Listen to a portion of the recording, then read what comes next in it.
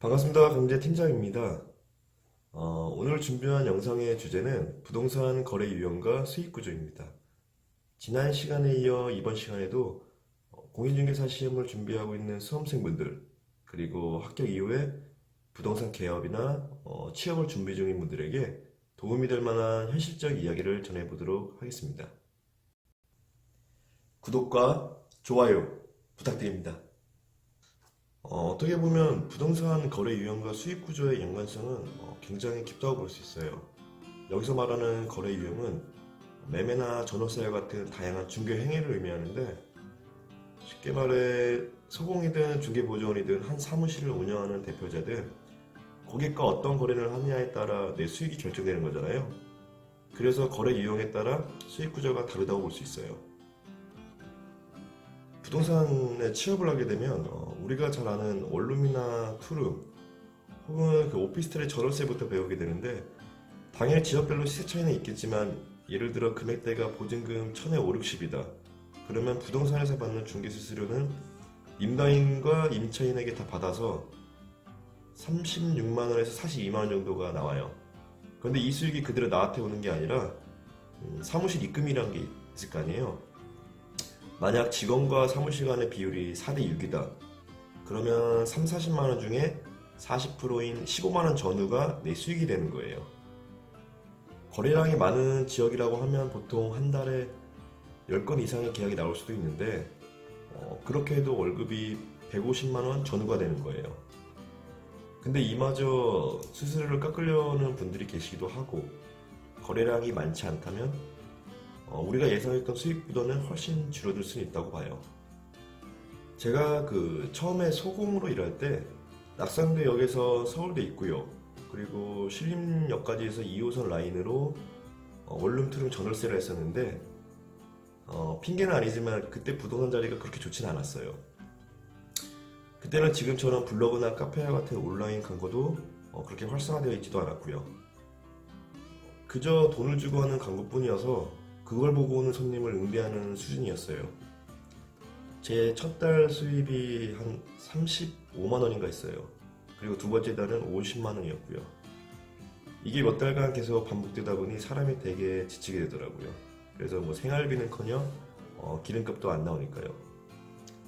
그래서 안 되겠다 싶어 입주정이라고 해서 신규 오피스텔의 입주 시점에 맞춰 전월세를 전문적으로 중개하는 부동산에 재취업을 하게 되었어요.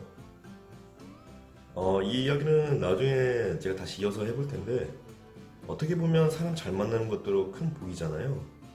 그때 만난 대표님에게 오피스텔부터 상가 사무실, 지식산업센터, 그리고 분양까지 많이 배웠고, 독립한 지금까지도 꾸준하게 연락하고 뵙고 정말 좋은 인연인 것 같아요. 자, 원룸 투룸 말고도 아파트도 있고 상가 사무실도 있어요. 일단 처음 시작하게 되면 차근차근 배우면서 아파트 전월세든 상가 사무실이든 하나씩 배워보고 거래도 해보세요. 하다 보면 내게 맞는 전공이 있을 거예요. 그럼 거기에 집중해서 노력하다 보면 더욱 좋은 성과가 나올 거라 생각합니다. 제 경험상 직전에 언급한 일반 주택부터 상가 사무실 등등 정말 많이 거래를 해왔는데, 그 중에서도 유독 제게 맞는 종목이 있었어요. 그래서 한때는 한 종목만 파서 전문적으로 광고도 하고 손님도 만나 뵀는데 말도 더 잘하게 되고, 그렇게 해보니까 전에 비해 수익도 더 높게 잘 나오게 되더라고요. 지금 생각해보면 저뿐만 아니라 그때 몇 년 동안 같이 일했던 직원들 역시 비슷한 패턴으로 일을 했던 것 같아요. 정리를 해보자면 개업을 하든 취업을 하든 그 지역성에 맞는 종목들이 있을 거예요. 빌딩들이 많은 업무단지라고 하면 사무실을 전문적으로 할 테고, 대규모의 주거단지라고 하면 주택을 전문적으로 할 테고, 그리고 상업시설이 몰려있다면 상가를 전문적으로 할 테니까요. 내 색깔, 내 입맛에 맞는 종목을 찾았다면 거기에 맞는 부동산에 가서 일을 해보는 것도 좋은 것 같아요. 다만 그 전에 어느 정도는 다 해보고 나서 결정해도 늦지 않겠고요. 참고로 기본급이라고 해서 영업지원금을 지원해주는 부동산도 있는데, 비율이 낮으면 그만큼 기본급을 지원해주는 데도 있고, 비율이 5대5 정도 하면 기본급을 지원해주지 않기도 하더라고요. 아무튼 이 부분도 취업하기 전에 같이 체크해 보시면 좋을 듯 싶습니다. 앞으로 그 본 채널을 통해 공인중개사를 준비하고 있는 수험생분들, 그리고 부동산 개업 혹은 취업을 준비 중인 분들에게 도움이 될 만한 영상들을 자주 올리고 또 자주 소통하는 시간을 가져보도록 할게요. 궁금하신 분들은 그 댓글을 남겨주시면 제가 확인해서 댓글도 남겨드릴 테니 많은 관심 부탁드립니다. 끝까지 시청해주셔서 감사드리며 다음에 또 뵐게요. 감사합니다.